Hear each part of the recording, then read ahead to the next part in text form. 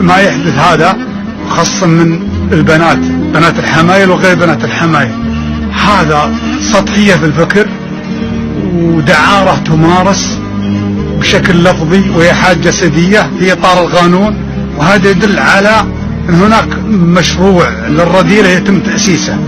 السيستم الإيماني احتاج تحديث.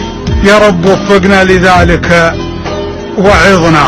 الله رفعنا بالذكر ولا حديث، ولا غفلنا عن حداها خفضنا. الانحلاليون صاروا مغاليث لردعهم، فلنتحد مع بعضنا في مجتمعنا. عاهرات ومخانيث كرمكم الله هيضونا وهضنا. ما نقول هذول سبب ندرة الغيث، لكن نقول انهم سبايب مرضنا. والله ما نذعن لجل كل غثيث، احنا نخوض البحر ونقول خضنا. ما يحدث هذا خاصة من البنات، بنات الحمايل وغير بنات الحمايل، هذا سطحية في الفكر ودعارة تمارس بشكل لفظي وهي حاجة جسدية في إطار القانون، وهذا يدل على أن هناك مشروع للرذيلة يتم تأسيسه.